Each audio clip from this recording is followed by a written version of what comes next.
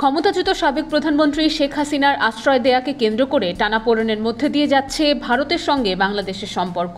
এমন টালমাটাল পরিস্থিতিতেই শোনা যাচ্ছে ভারতের প্রধানমন্ত্রী নরেন্দ্র মোদী তার আসন্ন যুক্তরাষ্ট্র সফরে বাংলাদেশ নিয়ে মার্কিন প্রেসিডেন্ট ডোনাল্ড ট্রাম্পের সঙ্গে আলোচনা করতে পারেন। আগামী 12 ফেব্রুয়ারি যুক্তরাষ্ট্র সফরে যাচ্ছেন মোদী। এই সফরে বাংলাদেশ ইস্যু উঠতে পারে বলে জানিয়েছেন ভারতের পররাষ্ট্র সচিব বিক্রম মিশ্রি। তিনি বলেন, আমি নিশ্চিত না যে বাংলাদেশ প্রসঙ্গ আলোচনা হবে কিনা, তবে এটি উঠে আসতে পারে।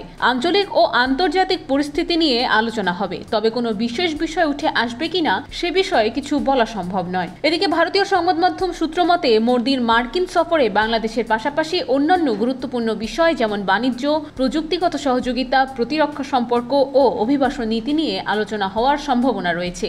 সম্প্রতি যুক্তরাষ্ট্র থেকে ভারতীয় অবৈধ অভিবাসীদের ফেরত পাঠানো হয়েছে। এই উদ্বেগের মধ্যে সফরটি অনুষ্ঠিত হতে যাচ্ছে। তবে মোদির এই সফর ভারত যুক্তরাষ্ট্র সম্পর্কের জন্য খুব গুরুত্বপূর্ণ হতে পারে, বিশেষ করে চীনের আঞ্চলিক আধিপত্য ঠেকানোর জন্য।